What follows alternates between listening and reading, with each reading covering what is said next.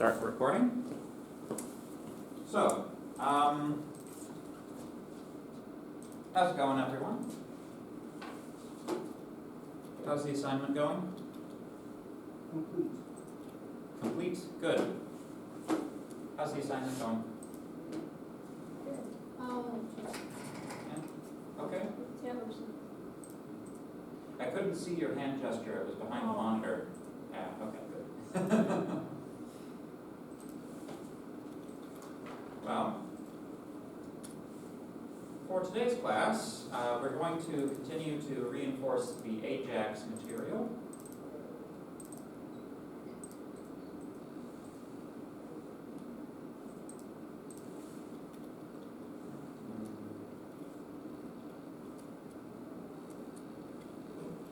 Thought we'd do some, take a look through some of the example code perhaps. So, let's take a look at patient triage example code, which is inside of the module on Canvas.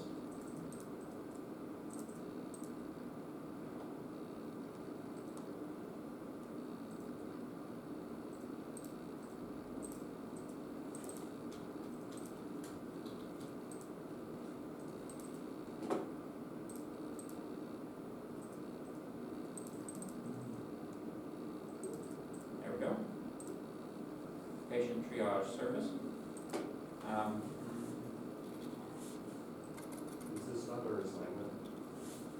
Is it? Pretty much. Oh, it is pretty close, isn't it?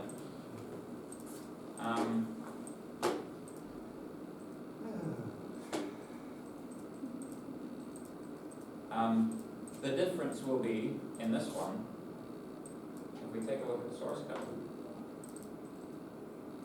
It's verifying on the server. Yeah, it's got to be. It'll be using Ajax or something or other. Let's get VS Code and XAMPP up and operational, shall we?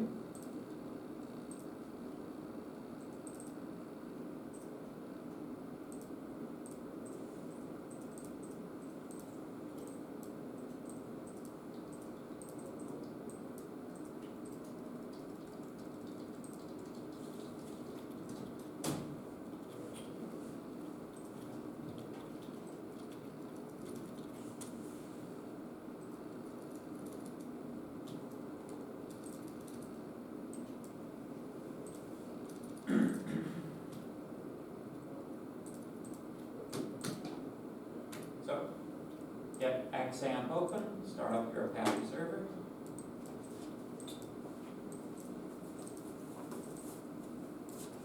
Somebody in the other room just looked through our window. It's very strange having a doorway between two classrooms like this, I must say.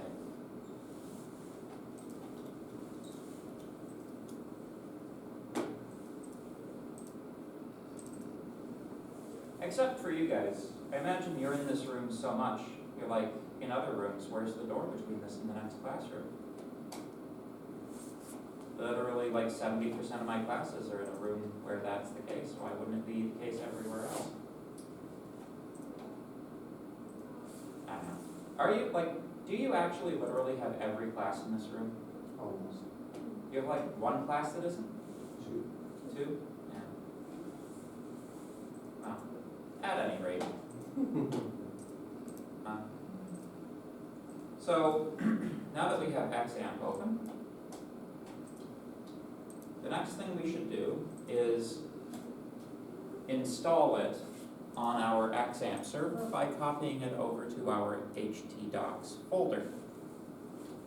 So, just to review this process,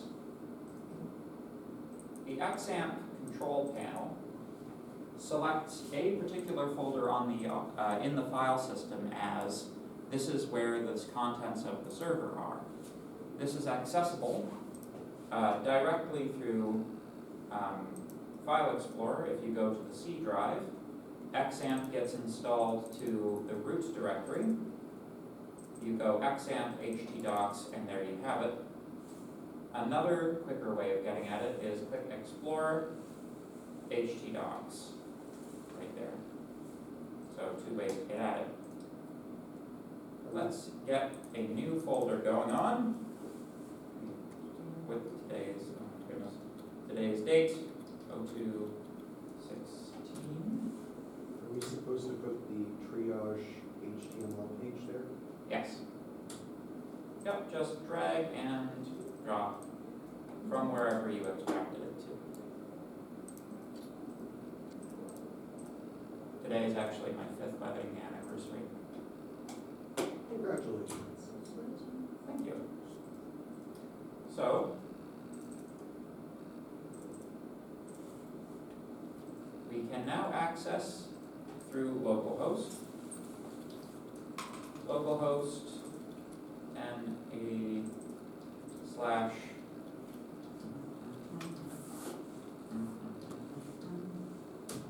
there you go. The patient triage service, same as it was before, except now it's actually running through something spoofing a server. Therefore, any AJAX that we have requested from this page will actually be sent, and it can communicate with PHP files now, or PHP scripts. So, let's take a look at the thing itself. Let's take a look at the source code. Use the source, Luke.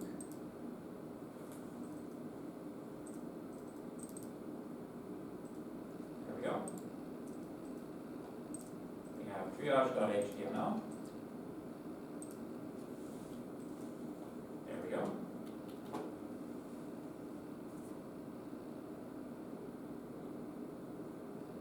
You can see that we have all of our form elements done out in HTML. So far, so good. Scrolling down a little further, we have our scripts, 2 scripts. What are we loading here? What's the first script loading? jQuery? Oh, Bootstrap, sorry. Yep, first one's loading Bootstrap, second one is loading Ajax. jQuery. Boom. So, let's take a look through this JavaScript. So, the first thing that we're doing, this is a good little JavaScript review as well. Does anybody remember what this line 81 does? The HTML document has to be fully loaded before running the Java. Right. So document.ready it's a shorthand for setting up an event handler that executes once the entire document has been loaded. The reason that we do this is that if we start executing JavaScript before the HTML elements are loaded, if we're trying to pull references to them and that sort of thing, they don't exist yet. So trying to pull a reference will come up with an undefined or a null. I think it's undefined in JavaScript. That's not useful. Assigning properties to undefined is an invalid operation. So this must be the case in order to modify these contents. Now, this is not going to be effective in this particular case, or it's not necessary to do this in this case, as the script tag occurs after the body of the HTML. So in this case, and in this case only, all of these items are already loaded. So strictly speaking, this isn't necessary. But it's still good practice. If you wanted to take this code and externalize it, which is a thing you should probably do, this would become necessary because you'd want to put you would want to load the script in the head, right? So go. So, output is a little div down at the bottom, right? It's invisible in our web page regularly, but that's because in JavaScript we are hiding it. If we comment out these lines,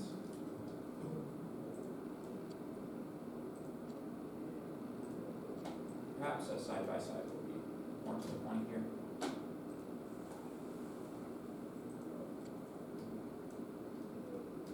There we go.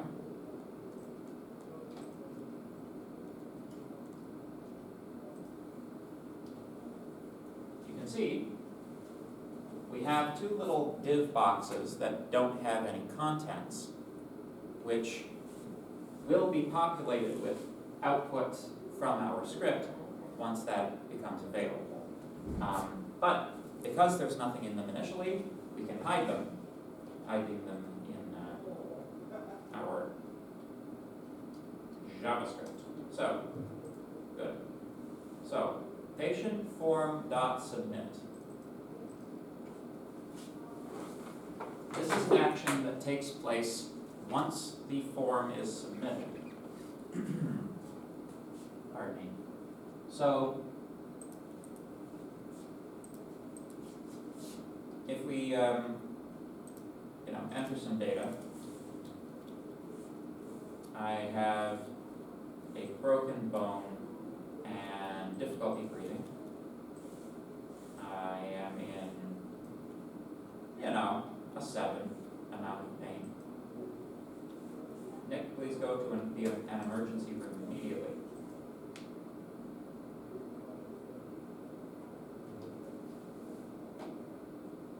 So, there we go. You can see, please go to the emergency room immediately is one of the outcomes from this big if statement. Again, yeah, this is reasonably similar to the assignment that you guys are working on at the moment. Please don't copy the code though. Dr. Moore? Yeah? What happens if you don't select anything in this particular example and submit? That's a good question. It appears that you're able to submit. Must select at least one symptom. Right there. Perfect. So, this is a very important line in all of this.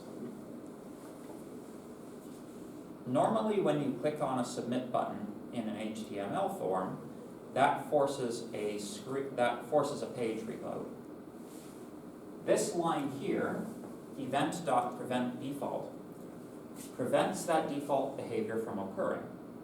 So, with event.preventDefault, default, this web form, the submit button, will not reload the page, which it allows us to output on something on that same page. Does that make sense? Good. So, then we have functions for all and clear. There we go. And a change here. You can see this number here is actually not, it's not a native part of the slider, right? This is inside of a label or something. Yes. Pain level number is a div, which is just sort of floating underneath the slide bar here. So, this is where it gets changed. Good. Now, so that's more or less what this web page does. What it doesn't have at the moment is any kind of patient tracking. right? Like, all it does is, what your assignments are ostensibly doing, right? Take some form input and inform the user of whether or not they should go to an emergency room, etc., right? So, what would be useful from a hospital standpoint is to be able to collect this information and add it to some kind of database, right? In theory, your,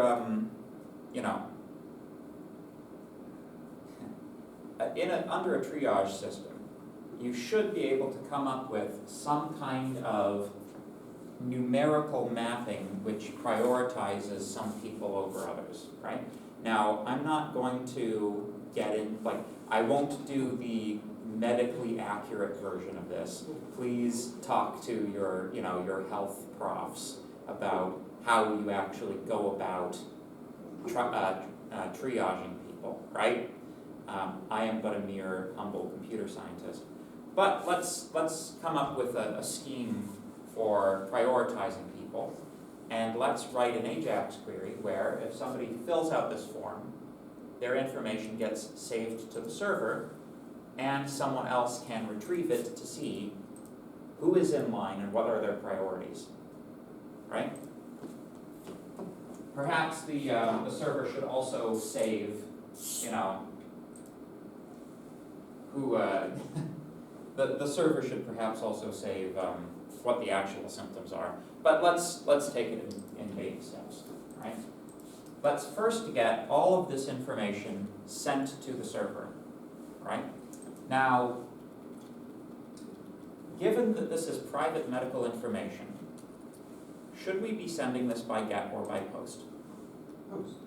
Yes, because POST encrypts the data and GET does not.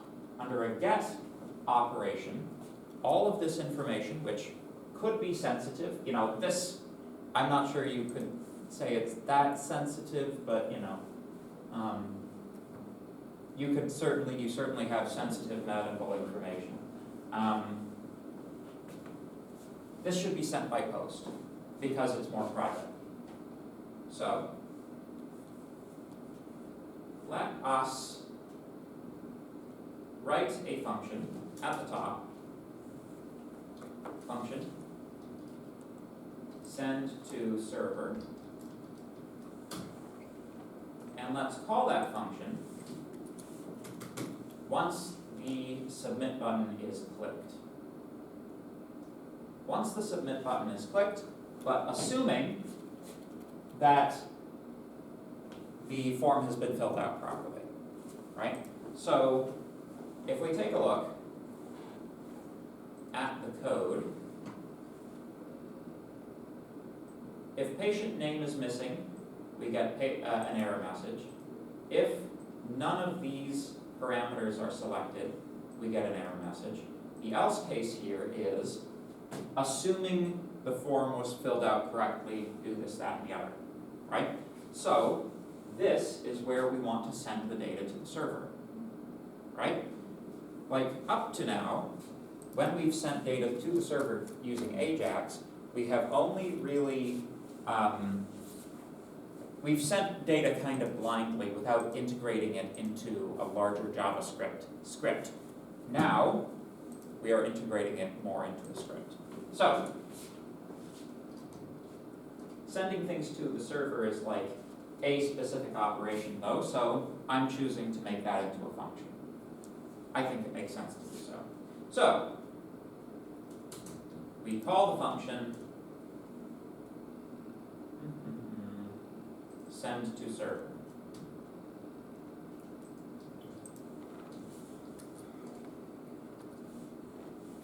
Now,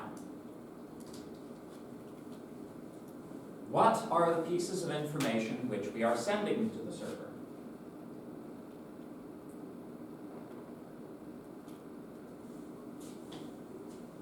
Or to rephrase the question, what are the pieces of information we are collecting from the user in this form?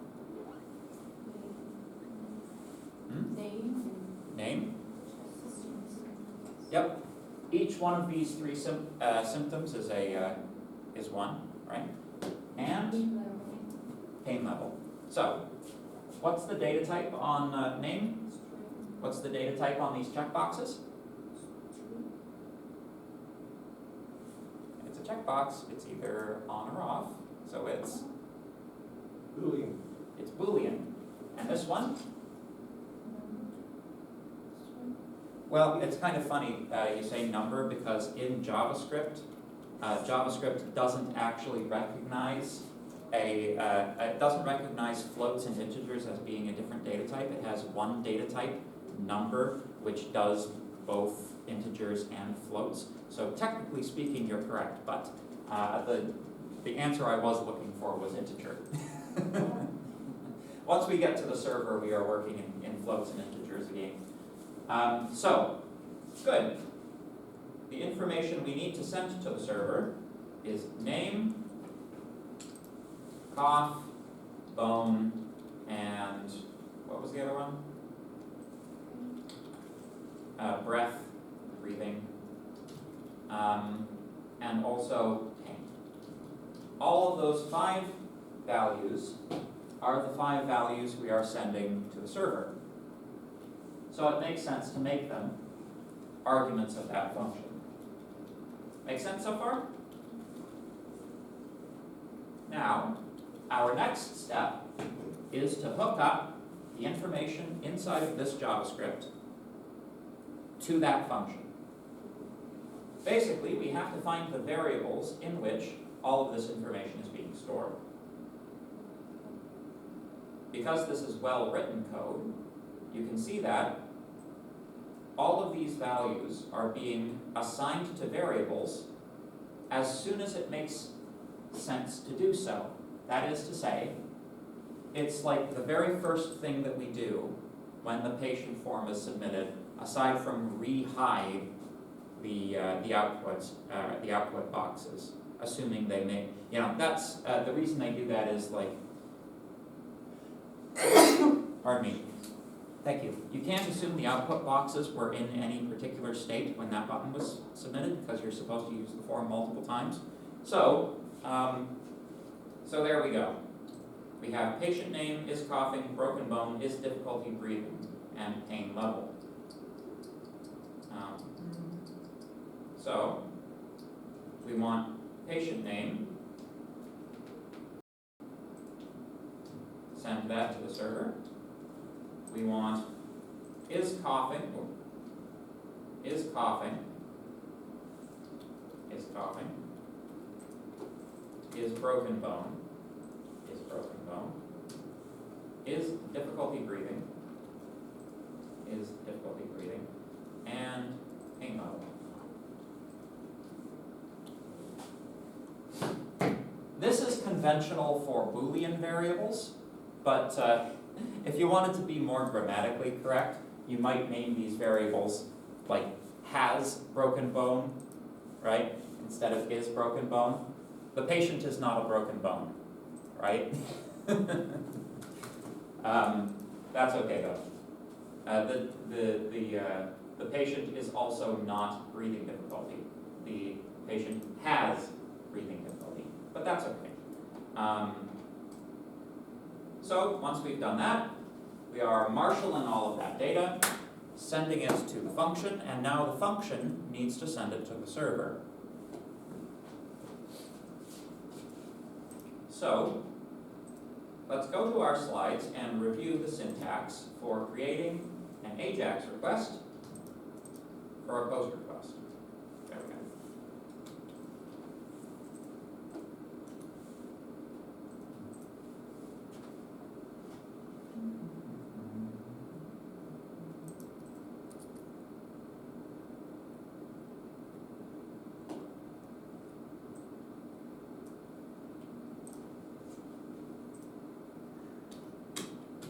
So, first thing, the $, dot post sends a post request. We then provide a list of arguments. The first argument is the name of the PHP script. That's right. So, let's say record patient.php. Make sense? Our next argument is the actual data that we are storing, right, in key value form. So, we make a JavaScript object. I'm just going to move the comma over here because it's a little trickier when I do that.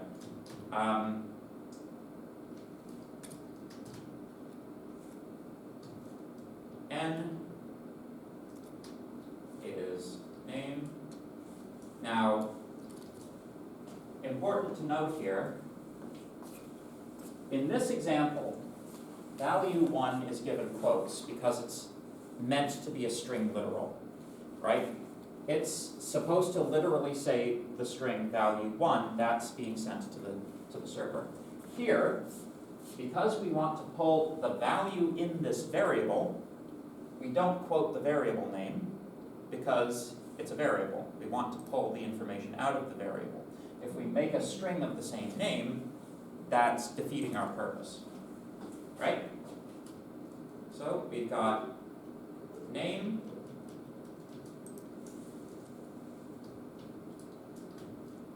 C is cough,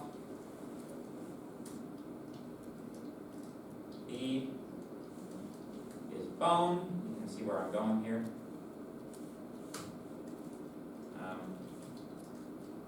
BR, let's make it BO and BR for bone and breath. And P for pain. So far, so good. Is this making sense so far? Good. Now, the next thing we need to do is we need to specify a callback function. Now, this particular script is not a request for information, right? Or this particular transaction is not a request for information. This is, I am sending you data. At best, we expect, a success failure message back from the server. Not likely more than that, right? So, it's all, it's absolutely fine in this case, I would say, for us to simply log to the JavaScript console whatever the return result is of the data that we're getting back. So, the data that we're getting back, we'll just call a function, we'll define an inline function, taking data, calling console.log, and throwing the data in it, and that's all we need. We don't need to specify that the data is JSON data, because we don't expect to receive JSON back from this. We're just receiving a text success failure message. Does that make sense? Good. So, wonderful. And that successfully concludes the work that we need to do in JavaScript. We have thrown the baseball.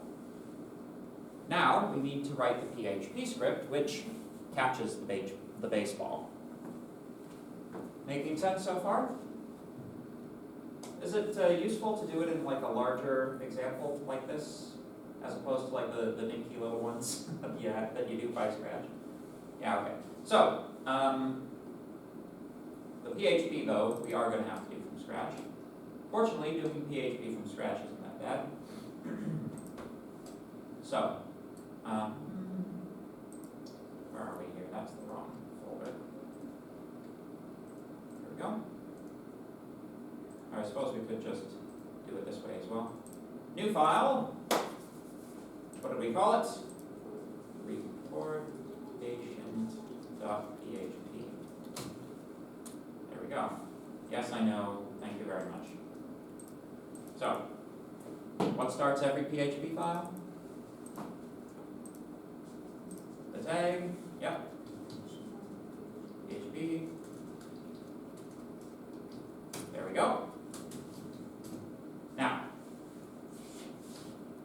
are receiving quite a few more parameters than we usually do, right? So I will spare us the detail of like all of the validation checking that we usually do. Let's just do it quickly. So we have variable name, filter, input, what type is this? String? What's the message type? Post, yes. Post, name is n, and filter input, or filter sanitize special characters will be the one because it's string data, right? Now, important to note, the names that PHP is looking for are these ones, right? They're the keys that you decided on for the object when you created the actual AJAX request. It's not looking for these names, and it's not looking for the names of the variables down in here. Those names particularly. Make sense? And that does make sense because this is what you're feeding the AJAX request. That is what you're giving to the server, right? Often when I do these types of examples, I sort of mistakenly name these the same thing as the variable names, which, like, it works, but, it also doesn't make the point that they are actually different things, So anyway, we also want is coughing.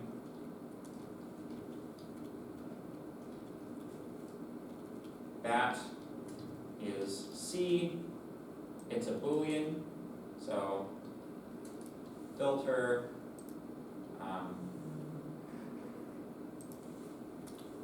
validate bool. We have 3 of those. Is coughing, has B-bone, and has breathing problem. I suppose I can just say broken bone. Not that many characters. There we go. That was ER for broke, breaking, broken, and what was it again? No, it was BO for bone, wasn't it? And BR for breath.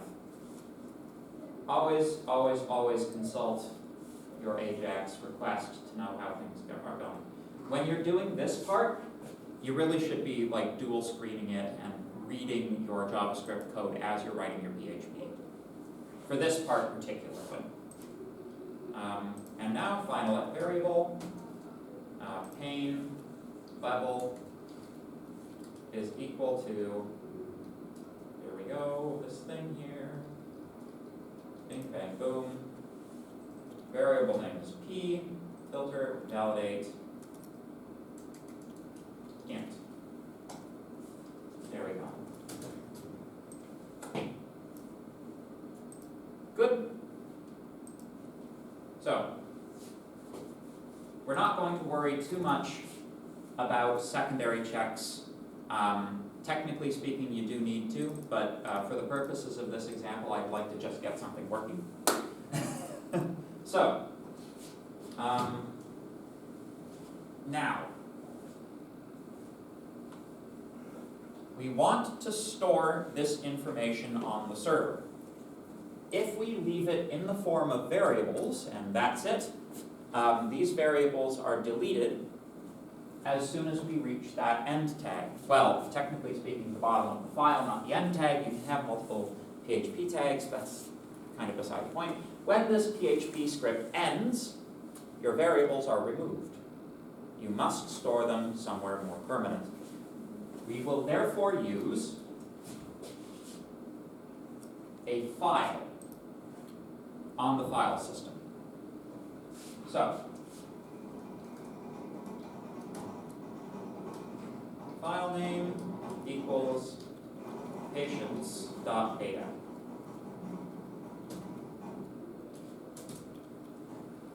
Now, the question now becomes, how do we most effectively store this information in the file? Given that this came to us as JSON data, it makes sense to store it as JSON data.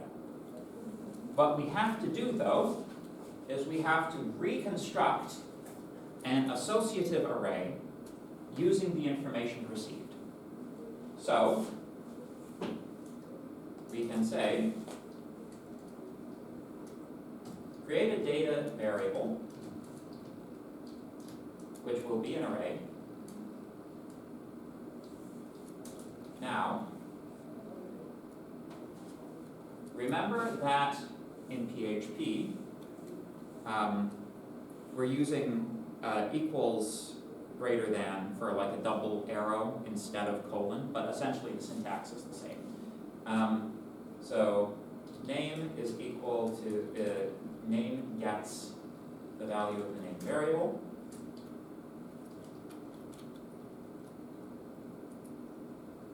Oh, it needs to be a string, I think. Yeah, there we go.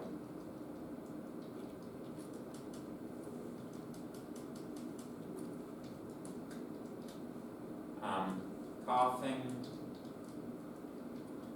is coughing. Now, technically speaking, this could be all on one line, but I think you'll agree this is much cleaner and nicer to work with than, smushing everything together on one line. So I recommend doing this in your assignments. Where does coughing come from in the quotation mark? Oh, again, we are creating the name that we wish to use for this data structure. So we're picking it. We could call it anything we want, right? You could call it Albuquerque, if you wanted to. But it's usually useful to keep it something relevant. So bone break.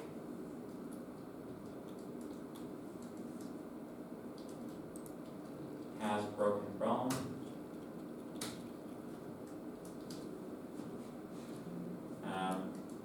Lung problem has breathing problem. I know that breathing problems and lung problems are different sets of things actually, but I'm just trying to make the point, and pain intensity. Pain level. Right? So, this is now an associative array. This can be JSON encoded. Just to check to make sure things are working so far, let's echo this thing back to the client so we can take a look at it. Because here's the thing about PHP. Your interface to the script goes through the client. It's either not possible or not easy for you to analyze the PHP script directly. You would have to be in the server at the time that the packet is received and jump into this process at the time it occurs. It's not easy to do. So basically, all of your error that's why all of your error messages for PHP come through the server, come through your browser, right? So, for now, let's just echo JSON encode data. There we go. That will send it back to the client. So at this point, we're really just echoing what we received, nothing fancy, but let's see how it works.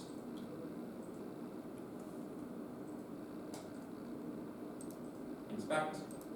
Because we made modifications to the JavaScript, we will need to reload the page. There we go. Patient name, I have coughing. Pain level, very intense. Submit. There you go. Oh, interesting. They don't like validate bool, huh? Well, let's take a look at how this is actually being sent then. So you can see in our list of network traffic, recordPatient.php, that is the one that we're working on. That's our AJAX request. So if we take a look at the payload, you can see we've got true, false, and false, right?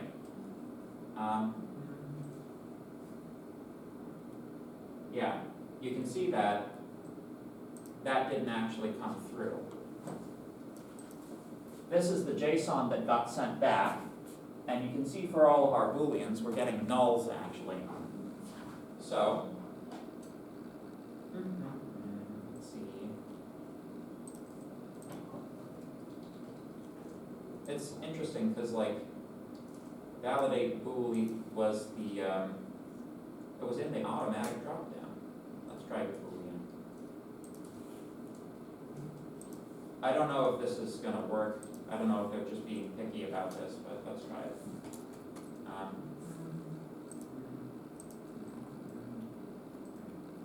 Yep, they're just being picky. So bool does not work, but boolean does. As you can see, we get true, false, and false sent correctly. This is the JSON string that we want to write into our file. Make sense? So,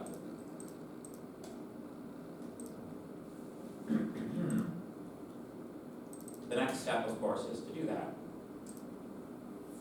So, file, put contents.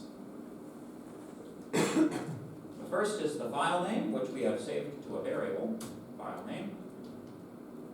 And the second is our data. Although,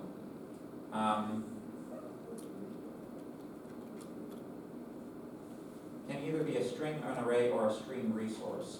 I think that it would probably be wise to JSON encode that before we send it through. If you don't want to do that on the same line, that's fine. But, you know, you can just sneak the operation in like that. Does that make sense?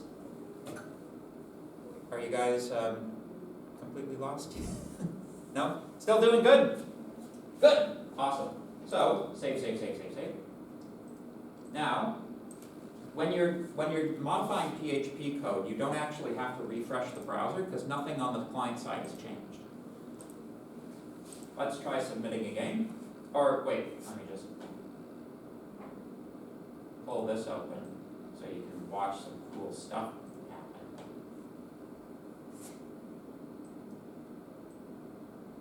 Submit. Here we go. Oh, there's our patients.data file. Open it with usually Notepad. And there you have it. There is our data. Ta-da! If you enter again, then there is another line for indication. Well, at the moment, we are only, at the moment, any fresh request will overwrite this information. Right now, we're not adding to the information, we are destroying it at any time. Like the file will get overwritten. Then that's just because we haven't put that in yet, right? That's the next step.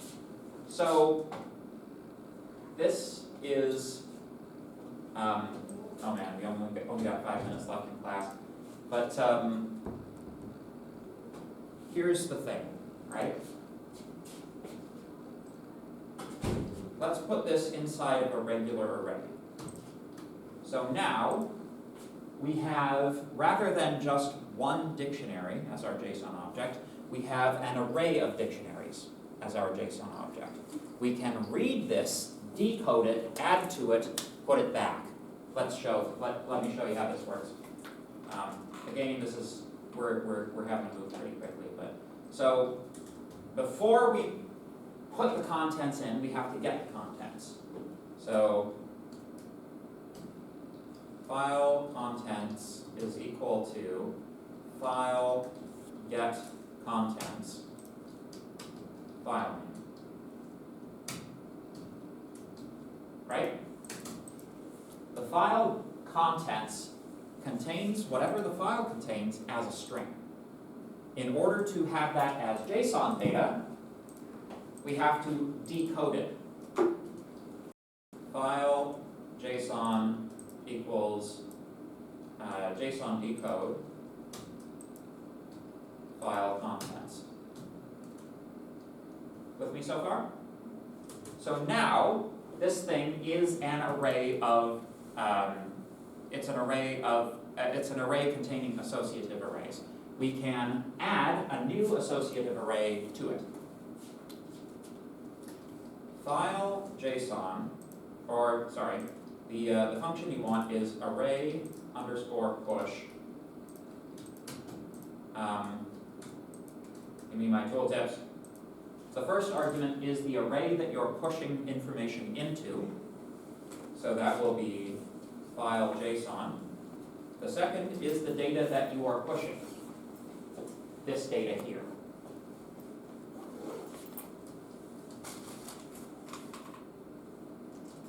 Now, instead of JSON encoding this data up here, which is the stuff that's freshly received, we now push back this file JSON that has the data newly added to it. File JSON. Save. Now, if we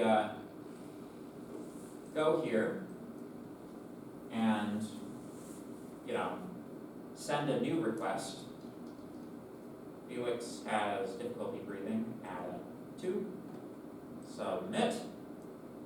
There we go. You can see we get that information back. Going into the patient's file, oh! You now have the new data which has been recorded.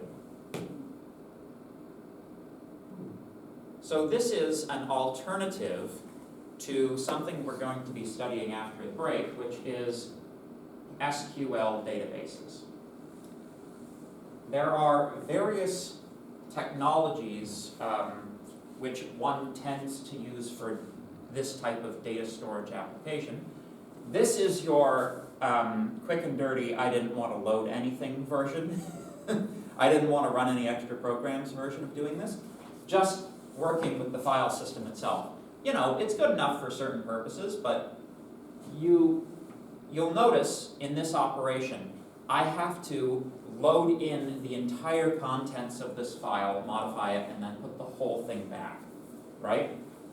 The amount of time that operation takes is, of course, proportional to how many entries you have. Databases are much, much more efficient for this, but if it's only 5 or 6 entries or something, that's perfectly fine, right? Actually, it's perfectly fine up to like a couple of hundred entries, or a couple of thousand entries. It's only when you start getting into like enterprise and operational levels that you start actually needing proper databases. But in theory, you guys will be working in databases of this size, so you'll need to know how to use SQL databases. But that is the general principle of what you're doing with a database, right? With SQL, you just have to learn yet another programming language to be able to do it. Don't worry, the hardest thing is Boolean expressions, and you already know how to do that. Any questions about this? The part that we didn't get to with this example, which maybe you want to do it for homework, come up with some kind of mathematical formula where breathing difficulty gets you 5 points, coughing gets you 2 points, broken bone gets you 50 points, or and then come up with some kind of numeric score for each of these and put that into the array as well. And then you can easily write a PHP script which pulls this information, sorts it for ordering by triage number, and then, I don't know, returns to you the top triaged patient. Something like that. Who's next in line? Exactly, precisely. It's like, once you have this information in here, right, just think about the operations, right? That PHP script is reasonably simple. All you have to do, pull the information out of this file, right? Do a loop over it, checking to see what the max is, and remember what the index of the max is, and then return that entry to the, to the client in the form of an echo statement. It's actually quite a short script. Probably get it done in less than 10 lines of code. So yeah. Any questions? Good. Well, wonderful. I'll be seeing you in a couple of weeks because it's break week next week. Break week. Awesome. Enjoy it, everyone. Thanks, Dr. Bunny. Yep.